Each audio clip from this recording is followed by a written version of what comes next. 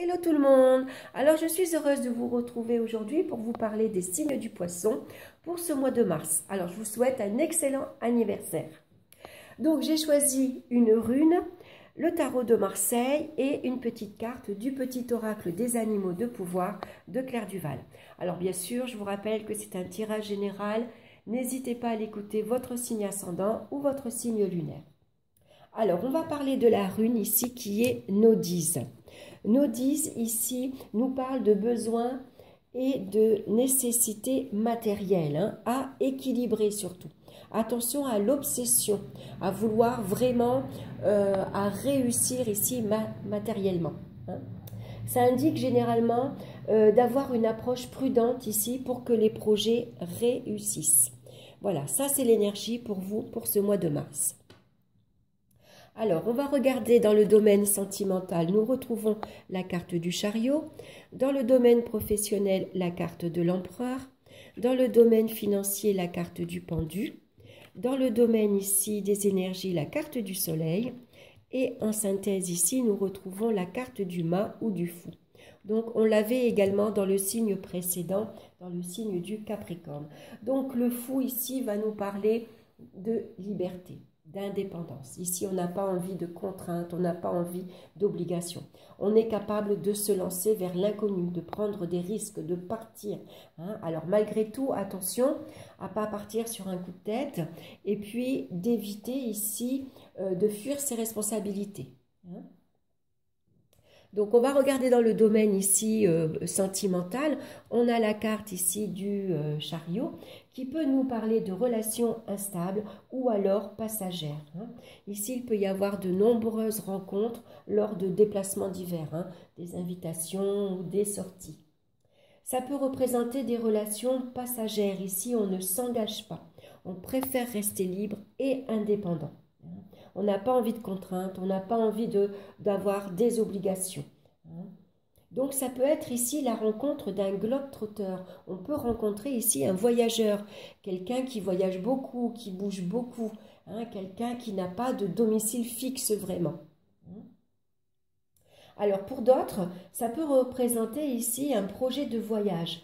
On s'est fixé un objectif, un but ici, et ça peut être ici un projet à deux, puisque là, ça peut représenter une vie de couple, un couple ici qui est bien à deux, on est bien assortis, on est heureux ensemble, et peut-être que on a fait le projet de voyager, de partir, de prendre une année sabbatique et d'aller visiter le monde. Pourquoi pas? Dans le domaine professionnel, ici, on voit qu'il y a de la sécurité et de la stabilité ici au niveau professionnel. Avec la carte de l'empereur, ça nous indique généralement une bonne assise socio-professionnelle. Donc, il peut y avoir un nouvel élan professionnel ici grâce à une force de caractère. On sait s'imposer, on sait prendre ses responsabilités ici. On voit que les bases, elles sont solides. On avance vers le succès.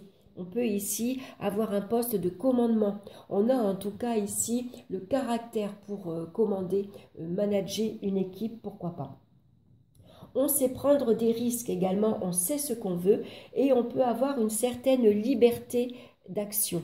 On peut être libre de ses mouvements, on peut être libre d'agir à sa guise. Ça peut parler également de mutation réussie. On a envie de partir ici. Alors après, pour d'autres ici, il peut y avoir malgré tout des projets qui peuvent être freinés, voire contrariés. Donc peut-être besoin d'avoir un entretien avec son supérieur. Alors, ou on a un entretien pour s'élever dans la voie hiérarchique, on a envie d'avoir un poste de commandement, un poste avec plus de responsabilité, parce qu'on a le caractère pour. On sait ici montrer ses capacités, on est capable d'agir, de concrétiser des projets. Ou alors, on peut avoir un entretien ici parce qu'on a envie de partir. On a peut-être ici besoin d'un congé sabbatique pour justement aller explorer le monde. On va regarder par contre dans le domaine financier, c'est un petit peu plus difficile puisqu'on retrouve la carte du pendu. Donc ici, on voit qu'il peut y avoir une mauvaise gestion. Il y a une situation ici qui est bloquée et assez décourageante. il y a des engagements qui ne seront pas tenus. Hein.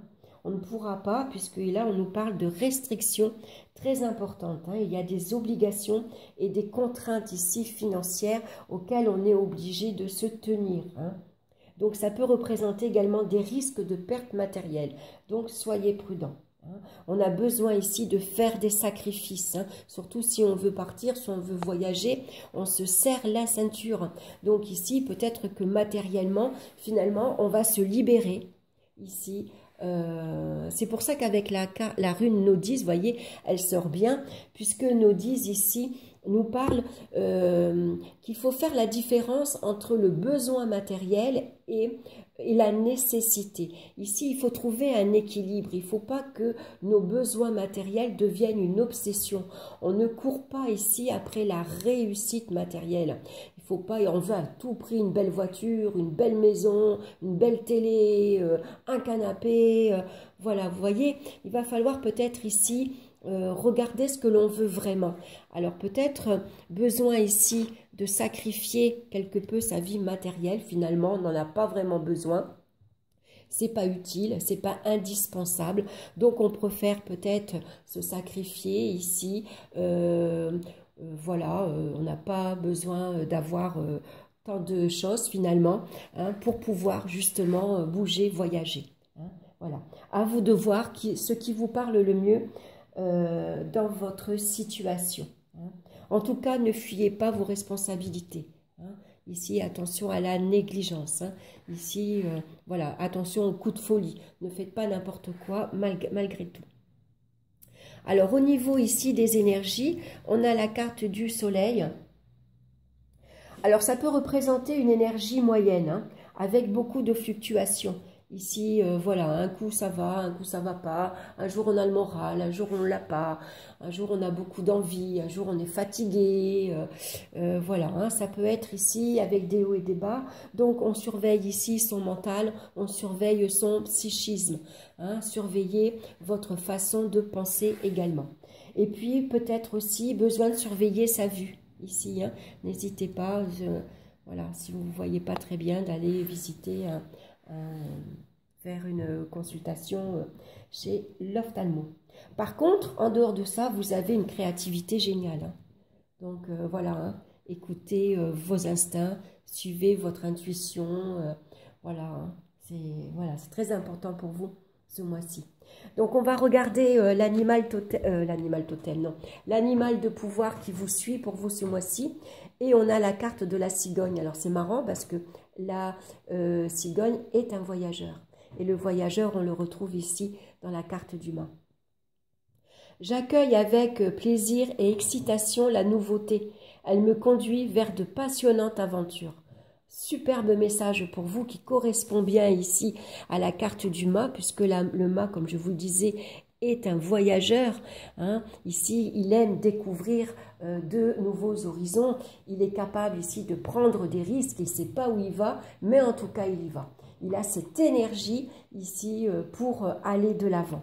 Hein. Donc, et ça vous entraîne vers de passionnantes aventures. Superbe. Je trouve que le message, il est vraiment en adéquation. Hein. Voilà, j'espère que cette guidance, en tout cas, vous aura parlé. J'espère que ça vous aura plu. N'hésitez pas à me laisser vos commentaires. Comme ça, moi, ça me permet de voir si je suis juste ou pas, si ça vous a plu, est-ce que ça vous a correspondu.